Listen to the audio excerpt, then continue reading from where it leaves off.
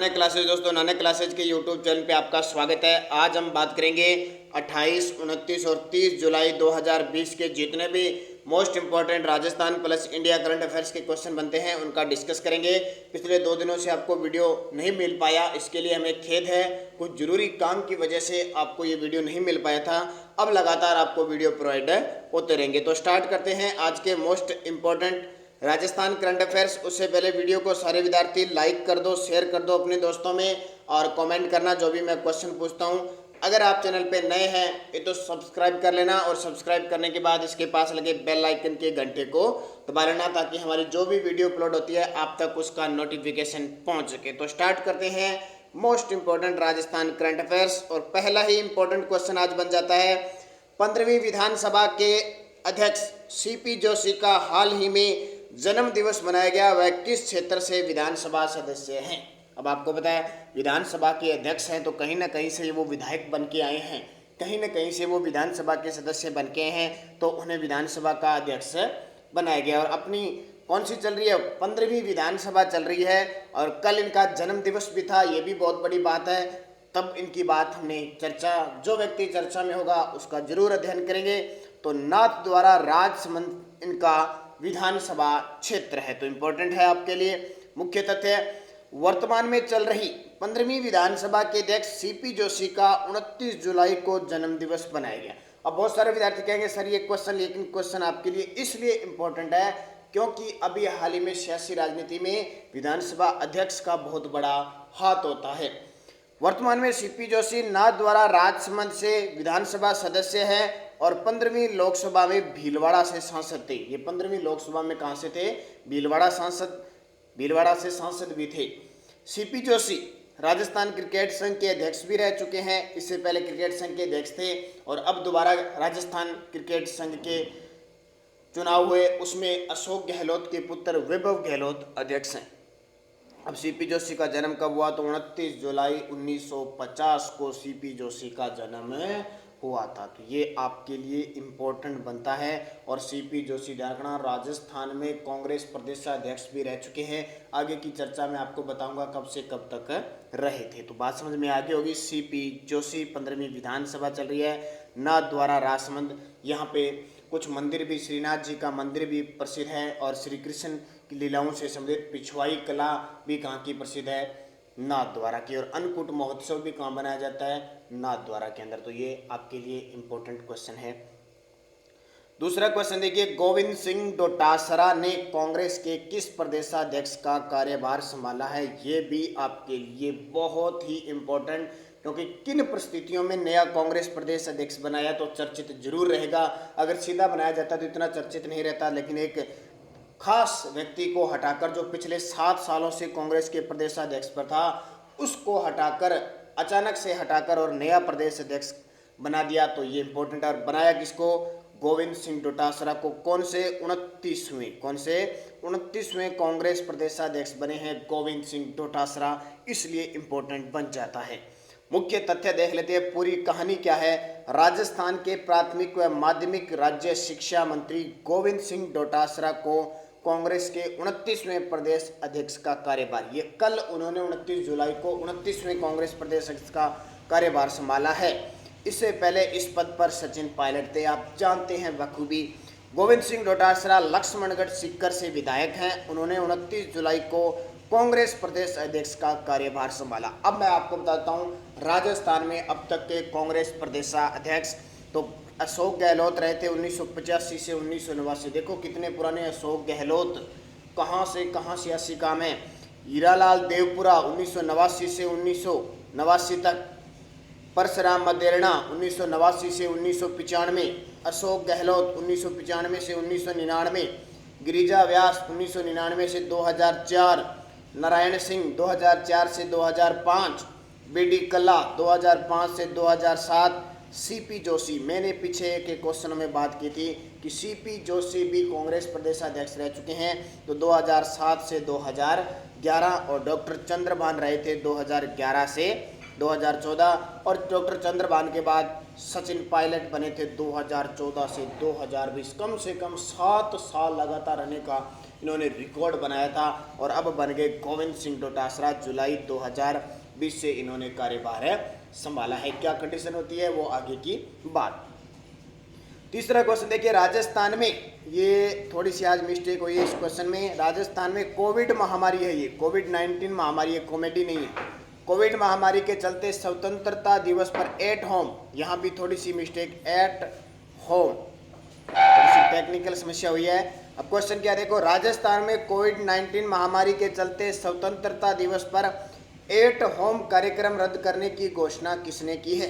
बात समझ में आ गई होगी। राजस्थान में कोविड-19 महामारी के चलते स्वतंत्रता दिवस पर एट होम कार्यक्रम रद्द करने की घोषणा किसने की है, तो राज्यपाल कलराज मिश्र ने। मुख्य तथ्य, इस साल स्वतंत्रता दिवस पर राजस्थान में एट होम कार्यक्रम आयोजित किया जाता है हर साल, लेकिन इस वर्ष कोविड-19 तथा राजनीतिक सियासत के चलते राज्यपाल कलराज मिश्र ने इसे रद्द करने की घोषणा की। और आपको पता है मुख्यमंत्री और राज्यपाल के बीच कसमकस भी चल रही है विधानसभा सत्र को बुलाने की, तो काफ़ी समस्या सियासी गरमाया हुआ है। इसलिए राज्यपाल ने राजभवन में जो एट होम, यानी स्वतंत्रता के बाद सारे मंत्रीगण, राज्यपाल और सारे मिलकर बातचीत करते हैं, वार्तालाप करते हैं और एक बड़ी पार्टी का आयोजन भी करते हैं, वो कार्यक्रम भी क्या कर दिया, रद्द कर दिया गया। किस कारण से, एक तो कोविड-19 और दूसरा राजनीतिक सियासत के कारण। चौथा, हाल ही में शुरू हो रही पोषण वाटिका अभियान का संबंध किस विभाग से है। पोषण वाटिका अभियान का संबंध तो आंगनवाड़ी स्वास्थ्य केंद्र से है। मुख्य तथ्य, राजस्थान में 65,000 आंगनवाड़ी केंद्रों में पोषण वाटिका तैयार की जाएगी।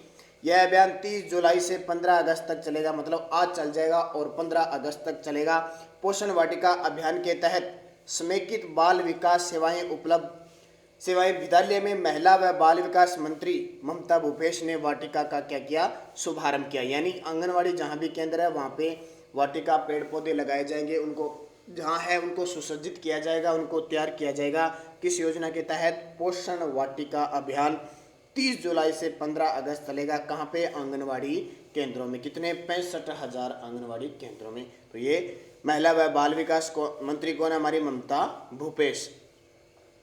5 नंबर देखिए, चूरू में सालासर बालाजी मंदिर का हाल ही में कौन सा स्थापना दिवस मनाया गया। आपको पता है पिछले 2 दिन से आपको वीडियो नहीं दिया था, तो काफ़ी बच्चे परेशान भी थे कि सर वीडियो नहीं आया। तो लगभग उम्मीद है अब आपको लगातार ही वीडियो मिलेगा, कुछ कारण वजह से आपको नहीं मिल पाया। तो चूरू में सालासर बालाजी मंदिर है, गए होंगे आप लगभग सारे। कौन सा स्थापना दिवस मनाया गया, तो अभी 266वां स्थापना दिवस बनाया गया। मुख्य तथ्य, चूरू जिले में सालासर बालाजी मंदिर का हाल ही में 266वां स्थापना दिवस मनाया गया। 1811 ईस्वी में सावन शुक्ल नवमी को संत शिरोमणि मोहनदास महाराज ने इस मंदिर की स्थापना की थी। कहा जाता है, क्लियर भी नहीं कह सकते, लेकिन लगभग ये माना जाता है कि क्योंकि वहाँ की जो सिद्धपीठ पीठाधिकारी है वो ये बात कहते हैं 1811 ईस्वी में सावन शुक्ल नवमी को संत शिरोमणि मोहनदास महाराज ने इस मंदिर की स्थापना की थी। तो क्वेश्चन बहुत बार आता है कि सालासर बालाजी मंदिर किस जिले में है, चूरू जिले में। और यहाँ की मिट्टी को भी अयोध्या राम मंदिर के लिए ले जाया गया है, तो भी इम्पोर्टेंट बनेगा। हाल ही में किस राज्य सरकार ने जीवन रक्षक इंजेक्शन निःशुल्क उपलब्ध करवाने की घोषणा की है। जीवन रक्षक इंजेक्शन, तो ये हमारा राजस्थान राज्य है। मुख्य तथ्य, राजस्थान के मुख्यमंत्री अशोक गहलोत ने कोविड-19 के चलते जीवन रक्षक इंजेक्शन, हर इंजेक्शन है कौन सा, टोसिलीजुमेब जो 40,000 कीमत का है, और जो गरीब लोग हैं, गरीब जो नागरिक है वो इस इंजेक्शन से वंचित रह जाता है, उससे उपलब्ध करवाने की घोषणा मुख्यमंत्री अशोक गहलोत ने। इतना इंपॉर्टेंट क्वेश्चन नहीं है, लेकिन करंट में है तो थोड़ा सा आपको बता दिया गया है। 7 नंबर, राजस्थान का दूसरा प्लाज्मा बैंक कहाँ स्थापित होगा। राजस्थान का दूसरा प्लाज्मा बैंक, मैं आपको पहला प्लाज्मा बैंक बता चुका हूँ, बात आती है दूसरे की। तो दूसरा खुलेगा कोटा के अंदर। कहाँ पे, कोटा में। पहला जयपुर के अंदर, दूसरा कोटा में। अब बहुत सारे विद्यार्थियों के दिमाग में होगा सर ये प्लाज्मा बैंक क्या है, तो ध्यान रखना ये कोविड-19 के चलते, क्योंकि आपने देखा होगा 60 से 70% लोग तो सही हो रहे हैं, रिकवरी हो रही है। अब क्योंकि वैक्सीन अभी तक बनी नहीं है और वो सही भी हो रही है, तो कारण क्या है कि रोग प्रतिरोधक क्षमता मजबूत है। इसलिए क्या किया जाएगा कि जो कोविड-19 के शिकार हुए थे और जो अब स्वस्थ हो चुके हैं उनका प्लाज्मा लेकर रखा जाएगा और जो कोविड-19 का शिकार होते हैं उनमें वो प्लाज्मा डाला जाएगा और उन्हें भी स्वस्थ किया जाएगा, क्योंकि उसकी रोग प्रतिरोधक क्षमता तेज है, तभी वो सही हुआ है। क्योंकि वैक्सीन बननी और वो सही हो गया, इसका मतलब उसमें रोग प्रतिरोधक क्षमता कोरोना से लड़ने की है।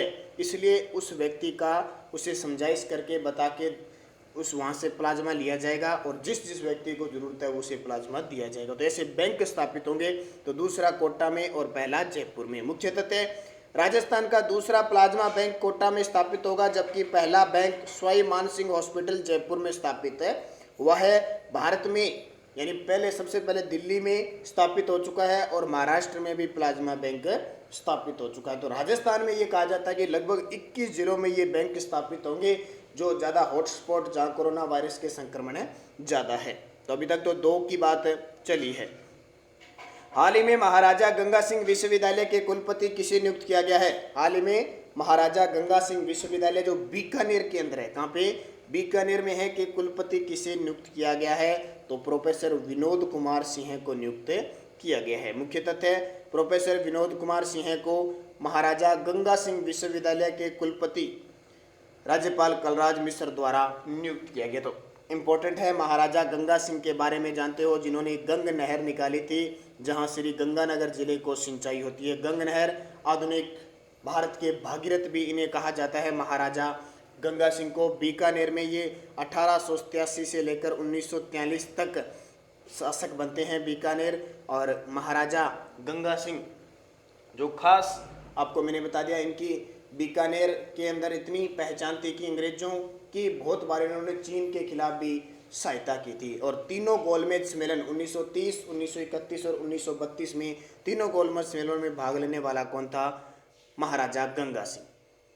9 नंबर, राजस्थान के किस मूर्तिकार ने Guinness book of world record में जगह बनाई है? राजस्थान के वे मूर्तिकार जिन्होंने Guinness book of world record में जगह बनाई है, तो वो है नवरत्न प्रजापति। कौन है? नवरत्न प्रजापति।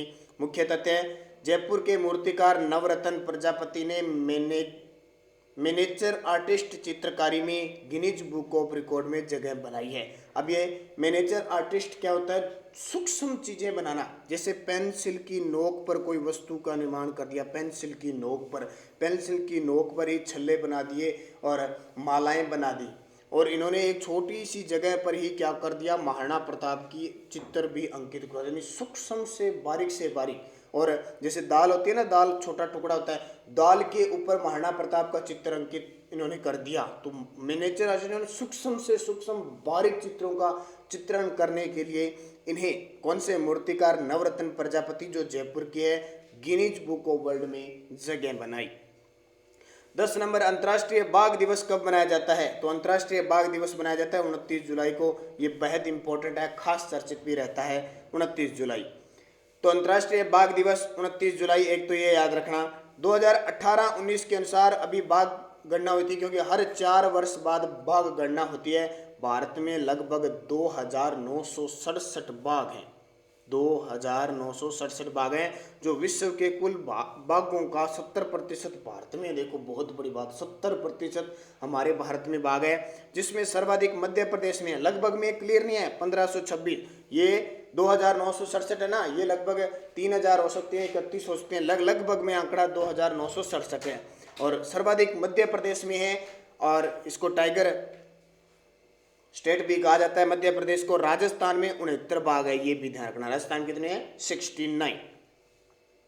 11 क्वेश्चन देखिए, देश का सबसे बड़ा स्वदेशी परमाणु ऊर्जा रिएक्टर का नाम बताइए, जो जुलाई 2020 में चालू हो गया। देश का सबसे बड़ा स्वदेशी जब नाम आ जाता है, भारत आत्मनिर्भर हो रहा है, तो परमाणु ऊर्जा रिएक्टर का नाम बताइए। तो काकरापारा है कहाँ पे?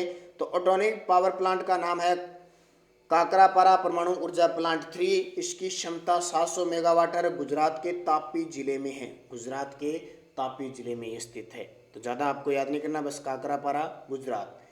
किस पूर्व राष्ट्रपति की 5वीं पुण्यतिथि पर DRDO ने 27 जुलाई 2020 को इनोवेटर्स और स्टार्टअप्स के लिए प्रतियोगिता डेयर टू ड्रीम 20 लॉन्च की? बहुत इंपॉर्टेंट, और वो बहुत ही खास राष्ट्रपति हैं, किस पूर्व राष्ट्रपति जिनकी मृत्यु भी हो चुकी है, 5वीं पुण्यतिथि अभी बनाई गई। और हमारी जो संस्था है DRDO ने 27 जुलाई को, क्योंकि उनकी मृत्यु भी कब हुई थी, 27 जुलाई को, इनोवेटर्स एंड स्टार्टअप के लिए प्रतियोगिता डेयर टू ड्रीम 2.0 लॉन्च की।